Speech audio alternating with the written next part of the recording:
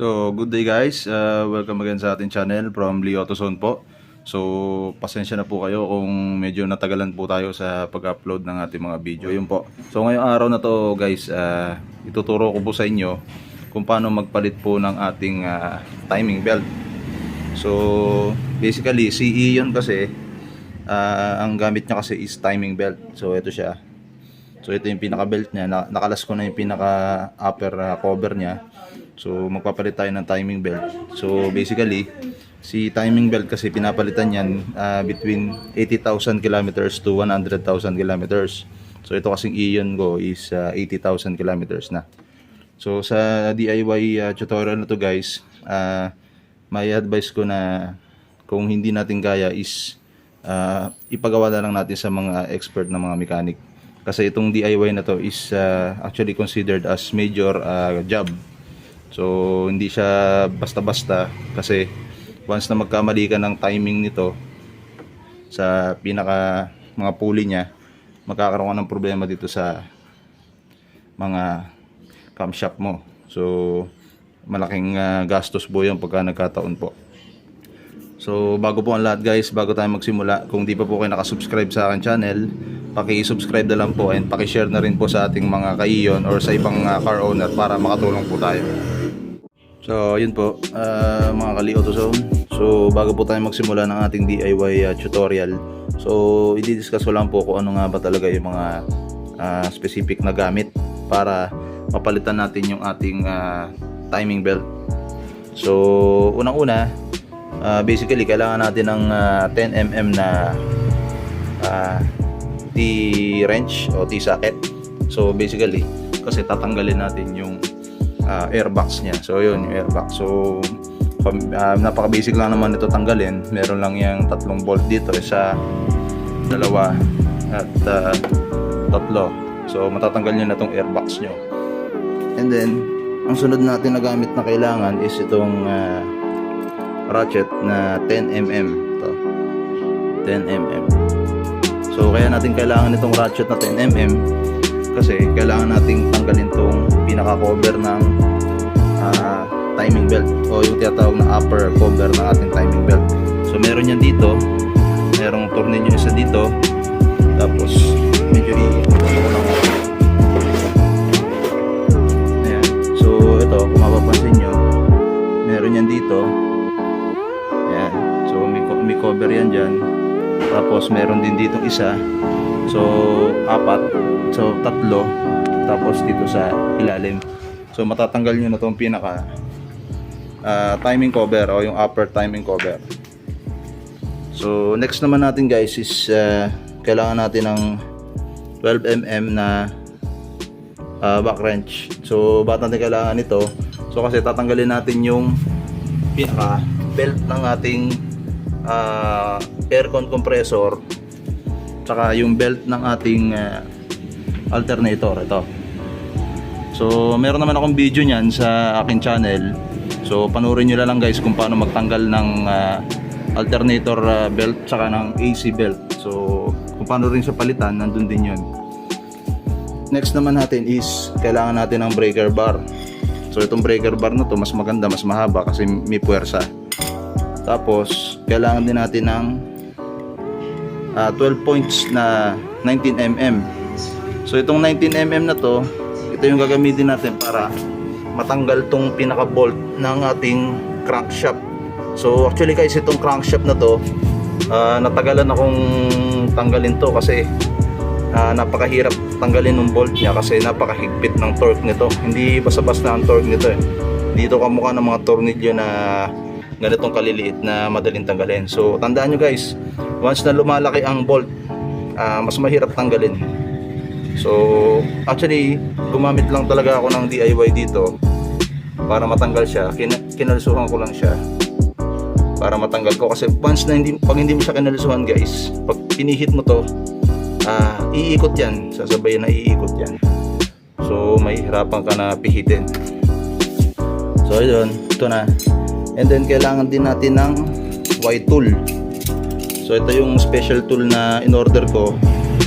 Ba't natin kailangan nito guys? Kasi gagamitin natin to dito.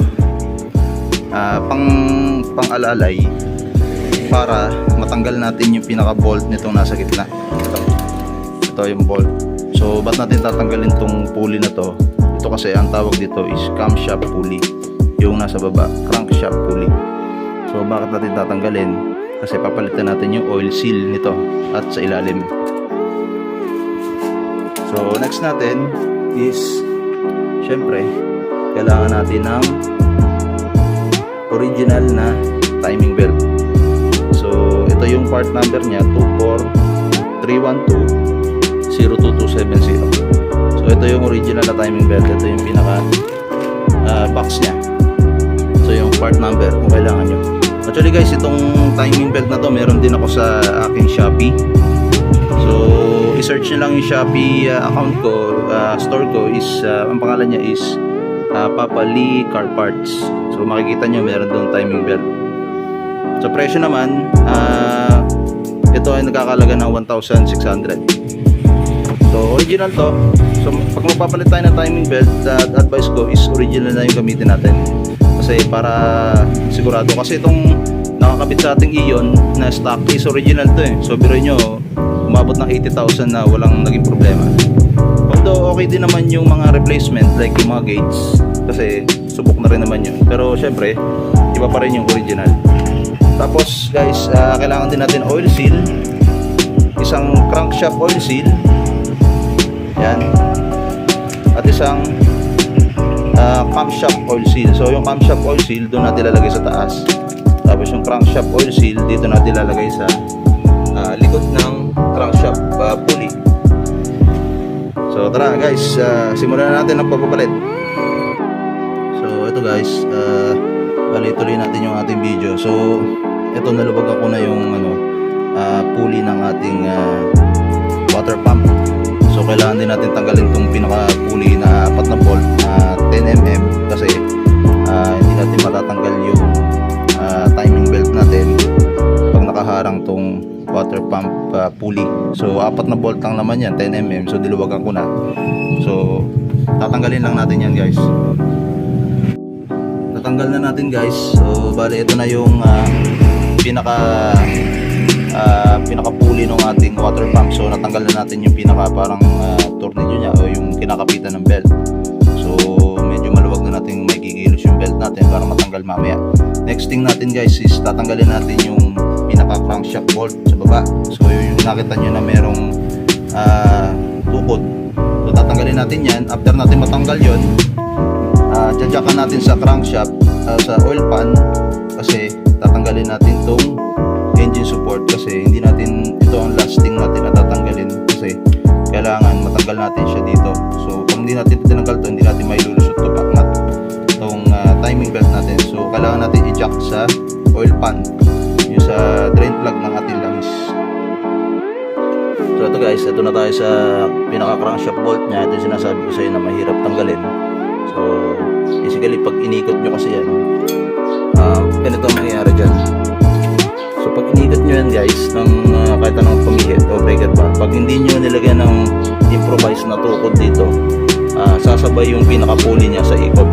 So dito ako medyo nahirapan talaga. Ilang araw ko pinag-aralan to. Siyempre inaral din natin kasi mahirap tanggalin talaga eh. So thankful naman ako na natanggal ko siya kasi ito maluwag na yan. So saglit na pihit na lang ito, matatanggal na natin itong pinaka-pulley ng crankshaft. So tuwa ako guys na natanggal ko siya kasi syempre achievement sa akin yun na matanggal yan kasi syempre mahirap siya tanggalin eh. So yung labor niyan sa pagpapagawa sa mekaniko sa labas, siguro abutin ka ng mga 1,000 to 1,500. So wala namang problemang bumayad sa mekaniko kung talagang wala kang oras o talagang nahihirapan kang gawin. Ako kasi hilig ko talaga, so tina-challenge ko yung sarili ko talaga na tuklasin o baklasin kung ano man yung mahirap. Kasi after ko mabaklas yan, talagang pag nabaklas ko, masaya sa pakiramdam. Napaka tuwan-tuwa talaga ako na talagang pwede ko ipagmalaki na natanggal ko siya. So tara, simulan na natin guys. Tanggalin na natin siya.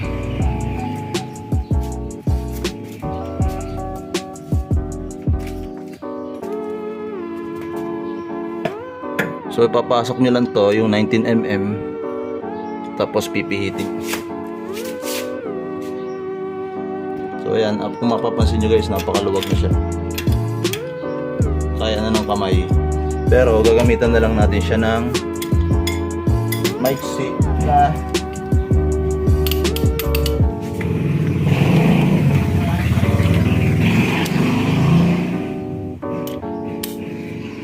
ratchet.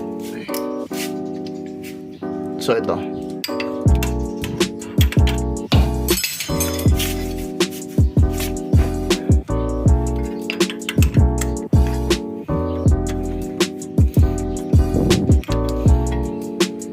so yun guys, mapapansin nyo kaya ng pihitin ng kamay. Tanggalin na natin itong pinakaharang, mamaya na lang natin ibalik to.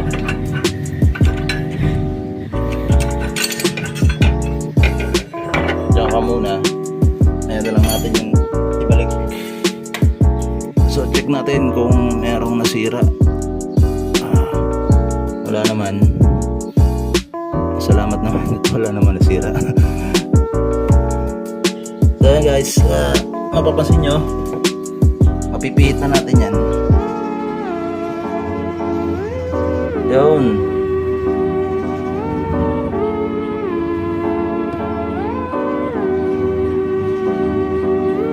So sa pagtatanggal nito guys, nung pinaka-pulley niya, huwag kayo matakot kasi yung timing naman yan, ng timing ng crankshaft saka ng camshaft sa taas, hindi naman may iba pa yan. So mamaya yan magbabago pag pinihit na natin yung pinaka-pulley niya sa loob, yung pinaka-sprocket niya. So doon tayo medyo sensitive, mag-ingat tayo doon. Kasi ang timing belt guys, hindi yan basta-basta kinakabit na sinalpak mo lang sa mga gear. So kailangan yan may timing. So tuturo ko sa inyo mamaya kung paano yung timing, sabi ko. Yun, so ito na yung bolt, natanggal na natin. So isa to sa nagpahirap sa akin sa pagtatanggal nito.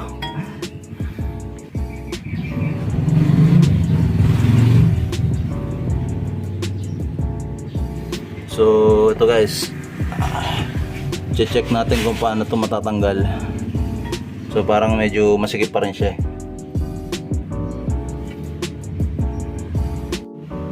So guys, natanggal na natin yung bolt. Ito yung bolt. Ito yung bolt nya. Tapos medyo nahirapan lang ako dito sa paghugot nitong pulley kasi palagay ko medyo kalawang yung loob. So ang ginawa ko, nisprayan ko dito ng WD-40 dito. So pinatagos ko lang pababa, tapos medyo pinukpok ko ng flat screw dito para medyo kumalog siya, tapos pinalo-palo ko ng konti. Alalay lang kasi baka mapingas to. So ayun, lumuwag na siya. So ito na, yun, ayos guys, natanggal na natin. Malapit na tayo sa katotohanan. Yun. So ito yung mahirap talaga tanggalin guys, crankshaft pulley. Tabi na muna natin to, baka mawala. Okay guys, so ang next natin gagawin dito is tatanggalin natin tong dalawang bolt. Ito yung sasabi sa inyong bolt sa dalawa. Ito, ayan. So ang size niyan,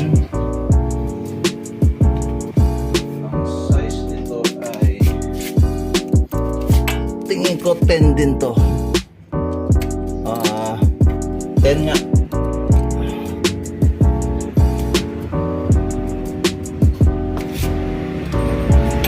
Nga ito guys. So 10mm. Tanggalin nyo lang to.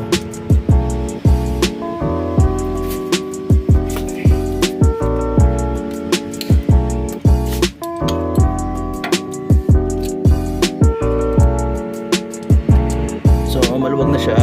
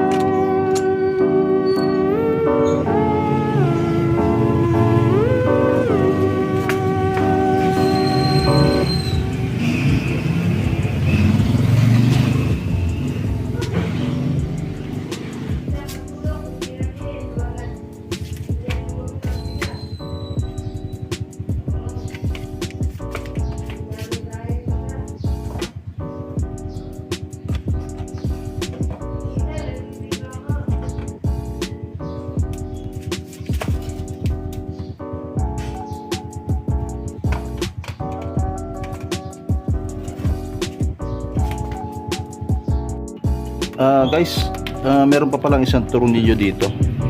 So ito para matanggal niyo yung cover sa baba ng timing belt. Bali tatlo pala siya, dalawa sa baba, isa sa gilid.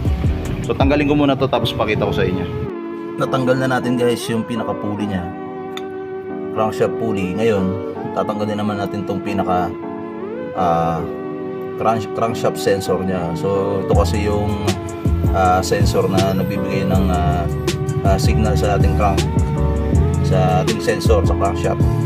So para magkaroon ng power.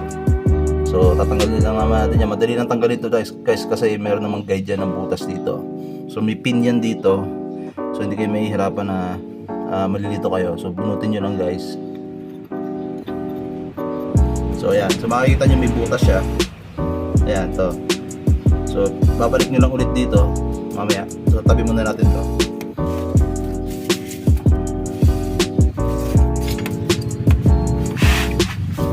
So ayan guys, so makikita nyo napakadumi. Ayan. So ito yung pinaka pulley ng ating crankshaft. So sa likod niyan guys, papalitan natin yung oil seal.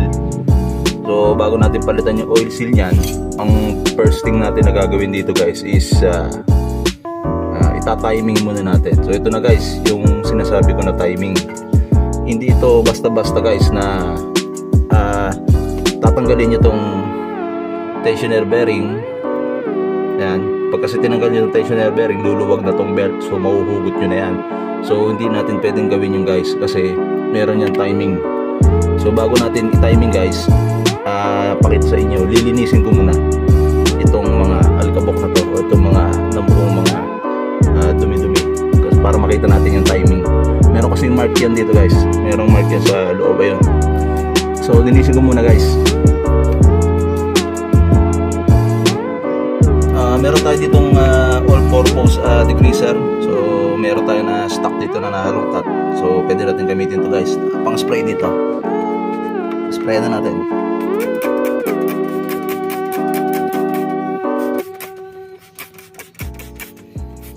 So makikita nyo naman guys, napakadumi. Sorry guys.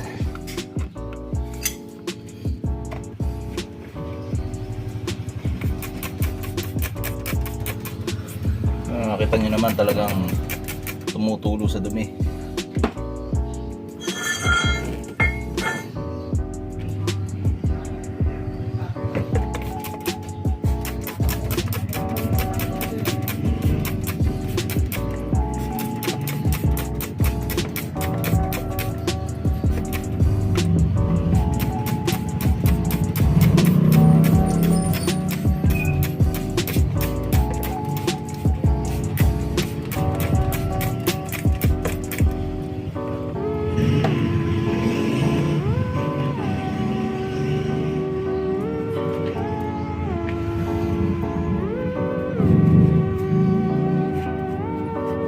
Punas-punasan muna natin.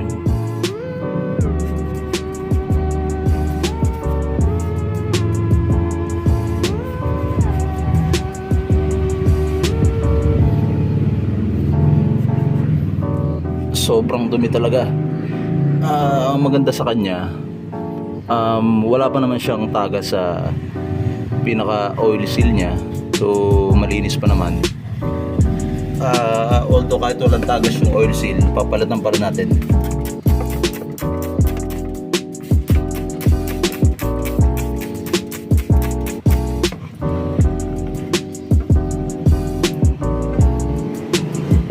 Pasensya na guys, medyo madilim. Wala tayong ilaw talaga dito.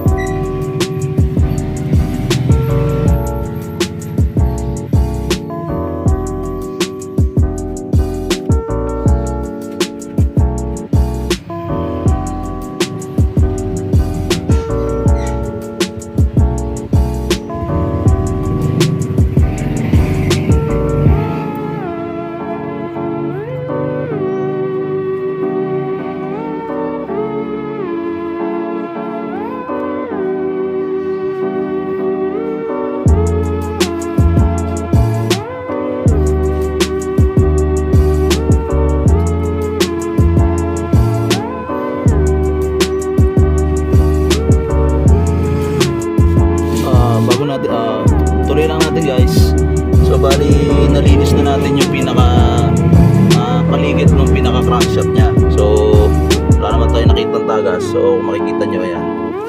So i-discuss ko lang to sa inyo. Ito yung tensioner belt bearing o yung timing belt tensioner. So ito yung nag-a-adjust ng tension o yung higpit ng ating belt para mapanatili niya na hindi siya lumuluwag. So sa pagtatanggal nito guys, ang size nito is size 17.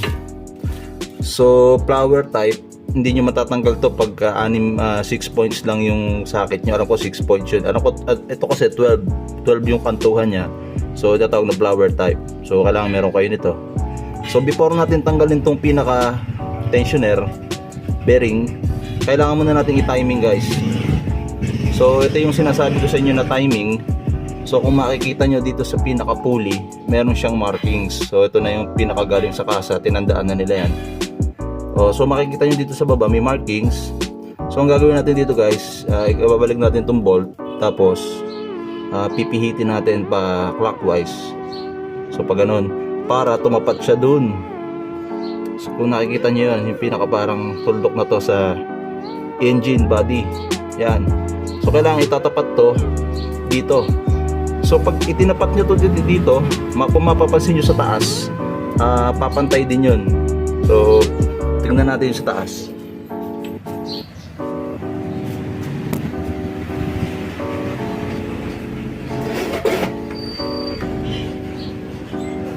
So ito guys, nakikita nyo ba? So ito yung pinaka timing nya. So ang timing naman dito sa taas, ito. So itong pinakagatla na to dito, at papantay nyo dito dyan. So sa body na yon. So kasabayan, pagka tinapat nyo yung sa baba, automatic yan, tatapat yan dito kasi naka-timing naman to kasi galing to sa kasa. So naka-timing yan. So ang unahin na natin yung sa baba. Doon na tayo pipihit. Tapos ang gagawin natin guys, mamarkahan natin to yung sa taas saka sa baba. Ito guys, bali natanggal na natin yung pinaka belt nya. So ito na siya. So naka-timing na rin yan. So sasabi ko sa inyo, ayan. So kailangan nakatapat yung pinaka markings na yan dito sa pinaka body. So tapos sa taas naman ito. So ito. So kailangan tong pinaka markings na to nakatapat yan dito. Nakatapat yan dito sa pinaka engine body. So magkatapatan sila. So nakatapat sa baba, tapos nakatapat sa taas. So ito, natanggal na natin yung timing belt natin. Ang next step natin na gagawin guys, tatanggalin natin tong engine support. Kasi hindi natin matatanggal. Hindi natin matatanggal to. So tara, tanggalin muna natin. So ito guys, bali natanggal na natin yung pinaka timing belt nya. Magpapalit na tayo ng oil seal nitong ating crankshaft. Ang pagpapalit lang naman ito guys, tatanggalin nyo lang to pinaka pulley nya, pinaka parang sprocket nya. Tapos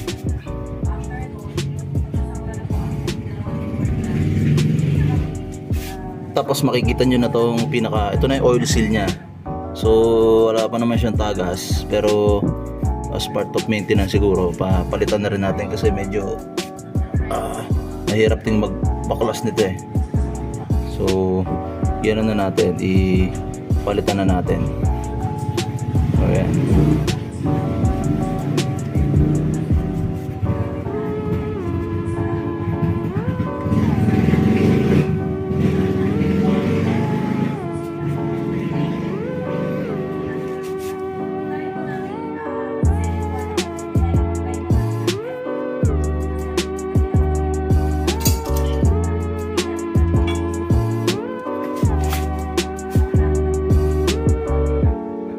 So guys, nakapagpalit na tayo ng oil seal ng ating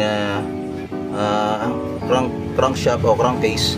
So next step natin na gagawin guys is i-jack na natin tong oil pan kasi tatanggalin na natin yung engine support. So babagsak yan.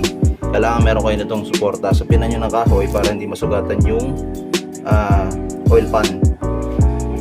So tatanggalin na natin to guys. So sa pagtanggal niyan guys, meron tayo ditong electric wrench. So ito yon. So para mas madali yung trabaho natin, gagamitin natin ito. So tatanggalin natin yung 3 bolt.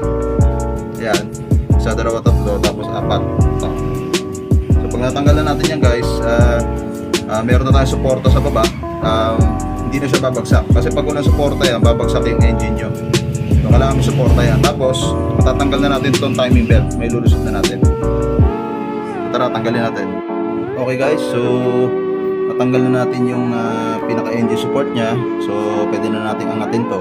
So 4 lang lang naman ang bolt niyan. Isa dito, so saka dito. So pwede na natin angatin to guys para matanggal na natin tong timing belt. So ganyan lang yan, angatin nyo lang. So ito na. So ito na yung engine na mount natin. So pwede na natin ilusot yung timing belt. So ito na guys yung ating timing belt. Natanggal na natin siya. So kung titingnan natin guys, meron na rin siyang mga konting crack eh. Ayan. Kung mapapansin nyo, meron na rin mga konting mga crack na nagsisimula ng lumabas. So talagang pwede na rin talagang palitan. Mahirap din kasi yung maabutan tayo sa daan. So advice ko talaga, so pa 80,000 kilometers pwede na palitan. Huwag nyo na hintayin yung mabot yung 100,000 kasi mura lang naman to guys. So mas malaking gastos kasi pag naputulan kayo ng timing belt. So install na natin yung bago nating timing belt. So ito na. Ayan. So ito na yung bagong timing belt natin. So tara guys, install na natin siya. So bali guys, ikakabit na natin yung bago nating timing belt. So i-off ko muna yung camera kasi medyo mahirap kasi one handle kasi ako. So kailangan na 2 kamay nito eh. So pakita ko sa inyo pag naikabit ko na. So simple lang naman yan, i-hook nyo lang yung bago dito. Tapos all the way dun sa baba para kumapit dun sa tensioner. So pakita ko sa inyo mamaya. So yan mga Kali-AutoZone, naibalik na natin yung naikabit na natin yung timing belt.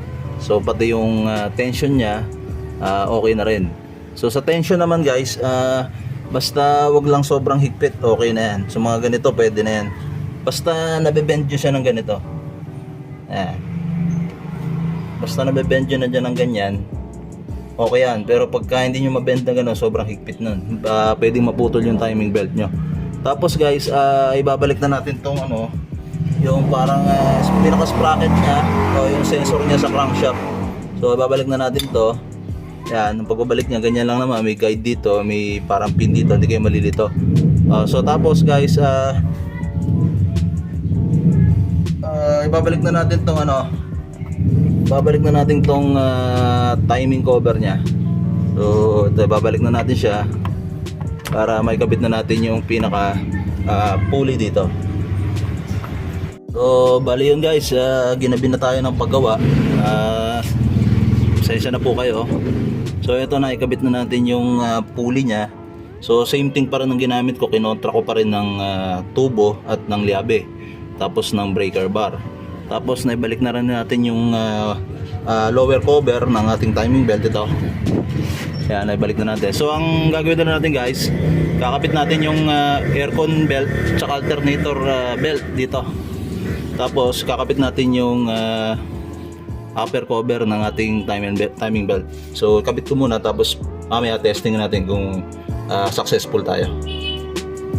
So okay guys, naikabit na natin lahat, pati yung top cover ng ating timing belt, pati na rin yung mga belts, yung alternator, aircon, at syempre yung timing. So okay na rin yan. Engine support, masikip na. So dinoble check din natin yung crankshaft bolt, okay din. So ito na guys, sisimulan na natin i-testing. Sana maging okay po. Ipagdasal natin. So tara, testingin natin.